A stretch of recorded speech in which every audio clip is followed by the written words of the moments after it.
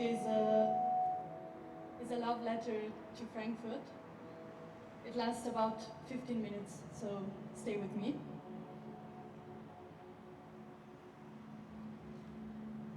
Like a skyscraper, an airport is a monument of illusion. Superfici metalliche, lucide, mobili ergonomici, spazio-tempo flessibile, il cambiamento di scala, immagina, soffitti alti, 30 metri con colonne scultoree che sorreggono immense strutture di cemento, pavimenti elettrici, finestre di un blu argentato, i suoni degli aerei che atterrano e decollano. L'orizzonte è un paesaggio. L'architettura incanta la sensazione futuristica di essere in un luogo e in nessun luogo, di essere un cittadino del mondo, di essere moderno. Come Godot, all'aeroporto si percepisce una sensazione di attesa indefinita. C'è anche una sorta di resa, il tempo stesso può attendere. Come un grattacielo, un aeroporto è un monumento all'illusione. Like an airport, a skyscraper is a monument of illusion. JSK architects, the designer of this Skypa building, are the same architects of Frankfurt Airport Terminal 2, where I work. Monumentalism is a tendency in the architecture of the first half of the 20th century that makes a link to classicism. It must convey a spiritual quality inherent in a structure that has a feeling of its own eternity. Like something heroic, larger than life, a monument must convey the power and the legacy of a civilization. This narrator is self-defined as disoriented. Things are slipping away because she's slipping away, she's going a bit mental. How can a building fit into a body? And how do some bodies enter certain buildings, exit certain buildings? A Mountain of Despair is a song by DJ Sprinkles. I really love that title. Sometimes despair is just monumental. Follow me. Curved bodies can be straight as fuck, as straight lines can sometimes be a deviation. Orientation is never neutral. We are always already oriented, generally in straight lines, by how the world is repeatedly presented to us. A straight street is a straight street, is a straight cross, is a grid. Disorientation, on the other hand, is a becoming oblique of the world, a becoming that is at once interior and exterior. Things become queer precisely by how bodies are touched by objects. So the crucial question is whether strangeness is in the object or in the body that is near the object. How things connect and not what things are is what sets up our compass. Last night, I dreamt I was at the airport, but I wasn't myself anymore. Instead, I was an I. I have over 150 colleagues. Those are only the ones working specifically for my employer and in my same department, which is passenger services. There are also other departments such as the secretary, the duty officers, the station managers, the shift supervisors, and the shift planners. There are also ramp agents and operation supervisors whom I never see, but I dial to since they work, as the name goes, on the ramp. I can print boarding passes, and I can sell you an upgrade. I can check in luggage, bags, animals, weapons, sport equipment, tech, and I also check the validity of your passport and whether you're allowed to travel to, let's say, Japan or Kazakhstan.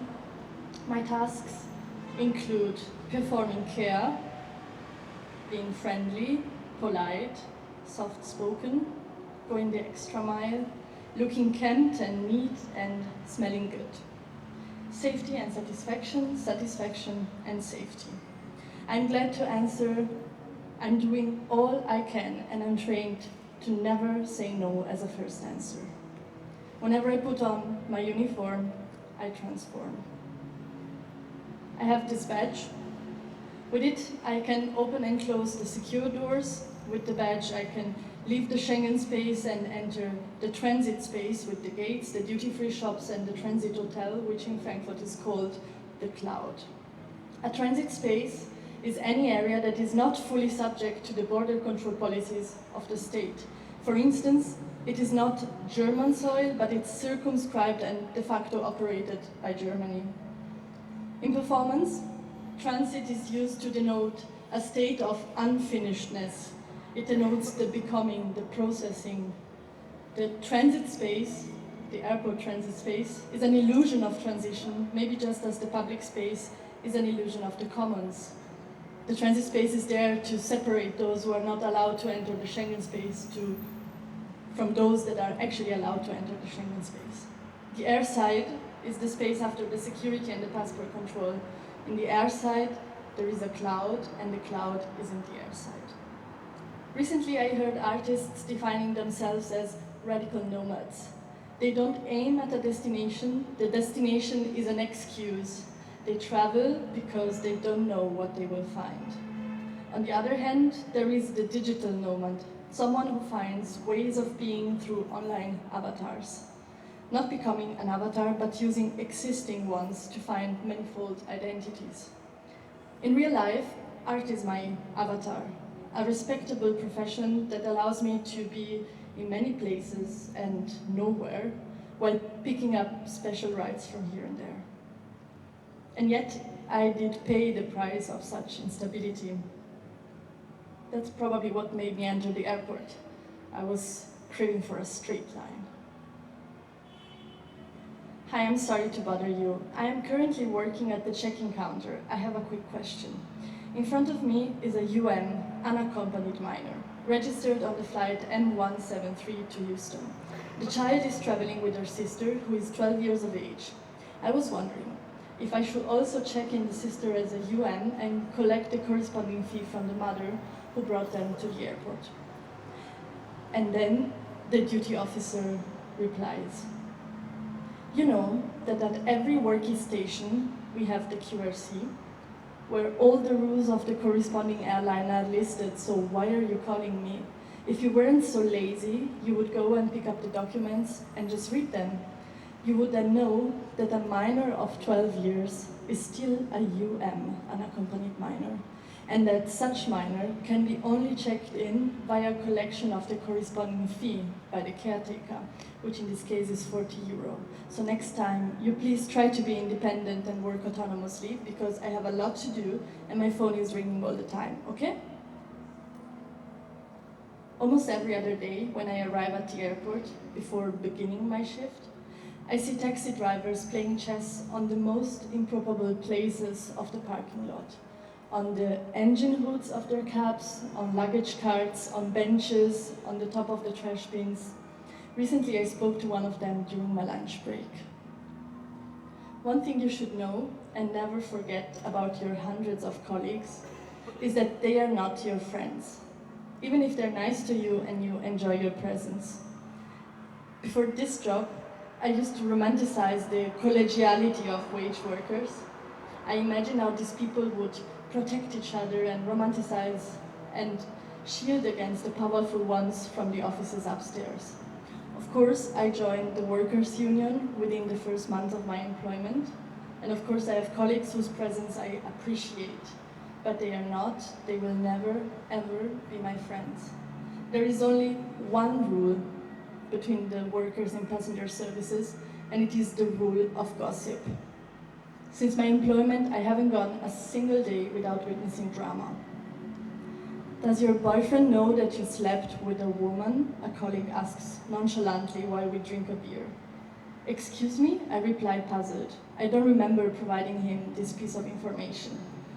Oh, sorry about that, never mind. It wasn't you, it was another colleague.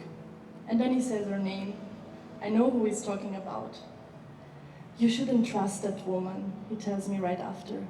I used to like her in the beginning, but I changed my mind. She's weird. After that, I complained to him that I was working with a very incompetent colleague on the same day.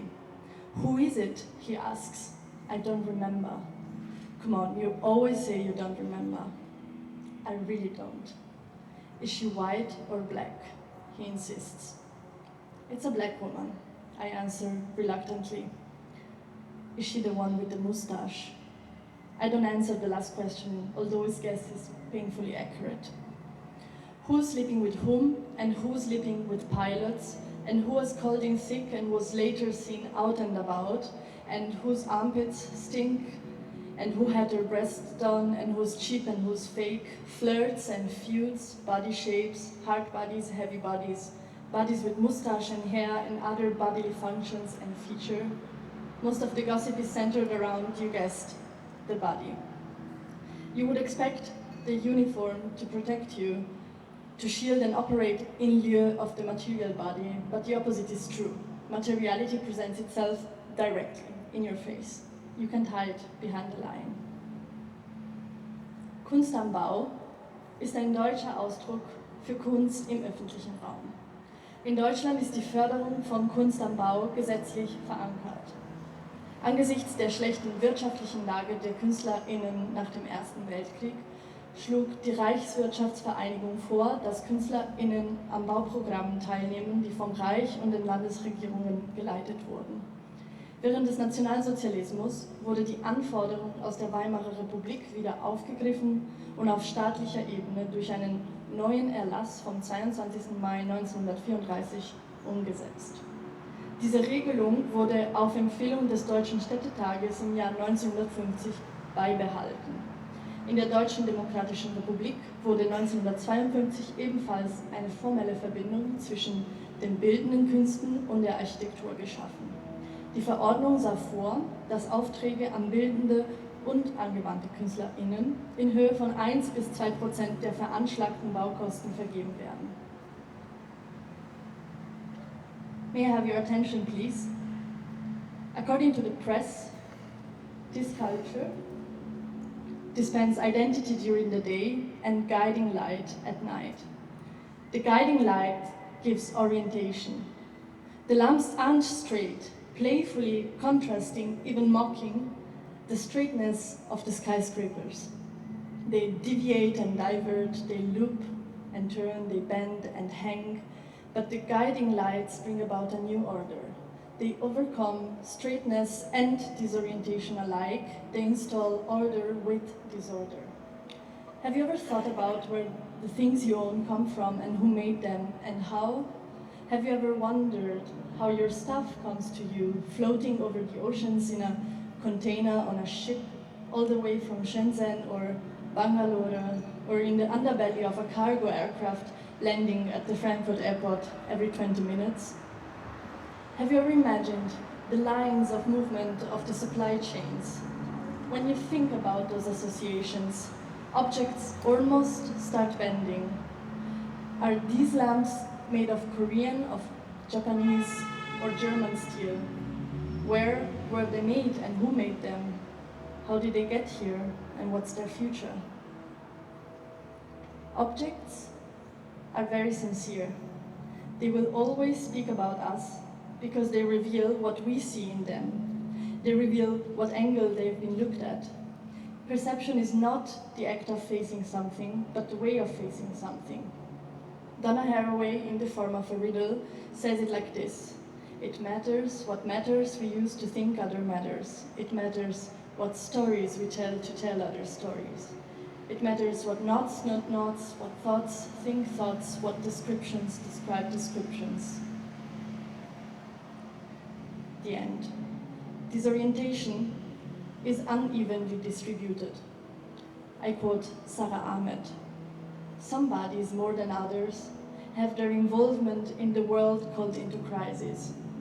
This shows us how the world itself is more involved in some bodies than in others, as it takes such bodies as the blueprint of ordinary experience. It is not just that bodies are directed in specific ways, but that the world is shaped by the directions taken by some bodies more than others. Bodies that do not follow the line of whiteness, for instance, might be stopped in their tracks, which does not simply stop the bodies from getting somewhere, but changes one relation to what is here.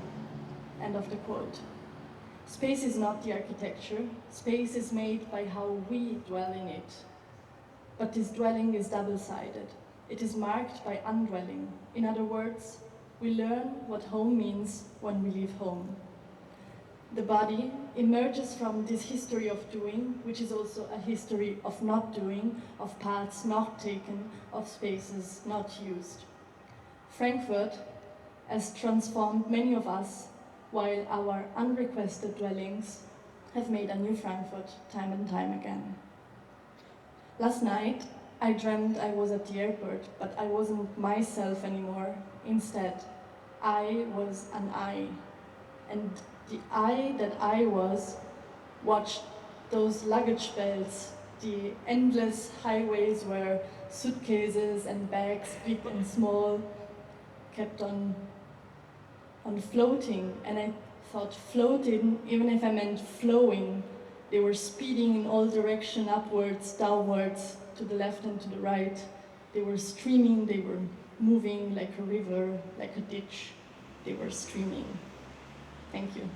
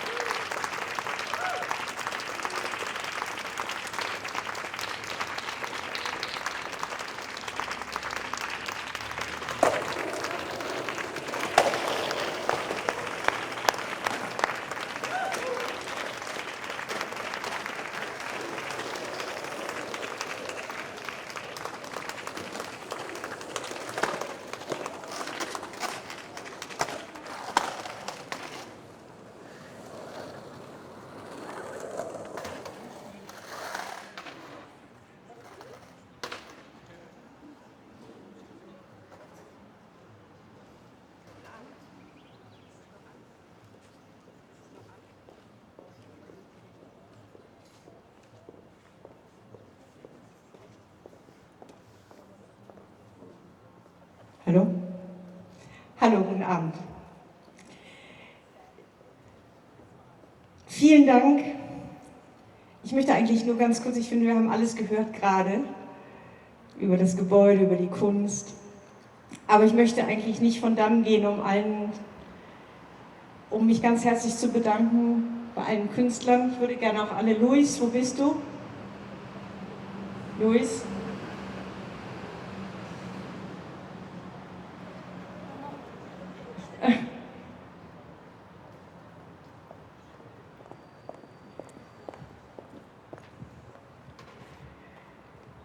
Ich stelle einmal ganz kurz vor. Ich sage vielleicht noch mal kurz 2 Sätze zu dieser Arbeit. Hier haben wir vor einer Woche mit Garay eingeweiht und er konnte heute nicht hier sein, aber wir haben mit ihm zusammen besprochen, dass es wunderbar ist, wenn es eine Stabübergabe gibt an die nächste Generation von Künstlern, die in Frankfurt studiert haben und die zum Teil auch immer noch hier leben und sehr viel dazu beitragen und sehr viel Lust hatten, heute Abend hier mit uns diesen Ort an die Stadt zu übergeben. Einige von euch kenne ich gut, andere noch nicht, aber mit vielen habe ich mir sehr lange gewünscht, zusammenzuarbeiten. Und ich möchte mich gerne bedanken bei Dana Barak, Adam Woodward, Delphine Roche, Stella Mastak, Emilou Rösling, Rachel Bo-Clark und Luis Garay und Chiara Marcassa. Und die beiden Skater,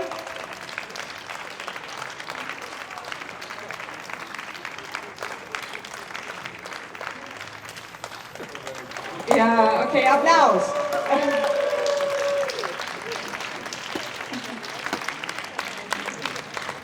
Ich finde, es ist ziemlich außergewöhnlich, dass ein Hochhausbesitzer, dem wir natürlich unseren Dank schenken heute, und der Stadt Frankfurt, die das mit der Polytechnisch unterstützt hat, auf die Idee kommt, permanent ein Kunstwerk in der Stadt zu installieren. Darüber haben wir uns wahnsinnig gefreut und wir haben es auch sehr gerne kuratiert.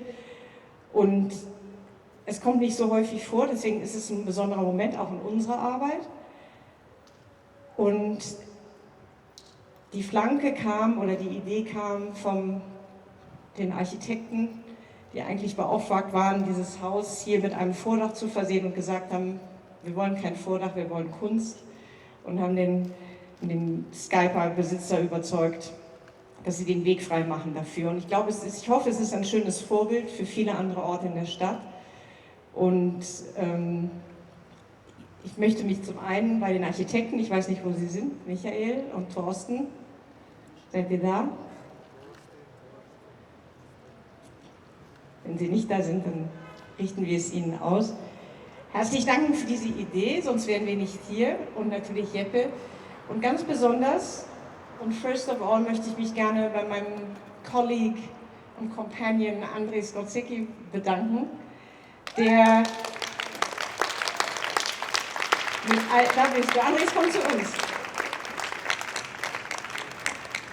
Without you, we wouldn't be here with all your passion and your dedication to art and to performance. And thank you so much, straight from my heart.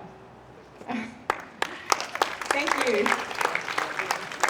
Thank you.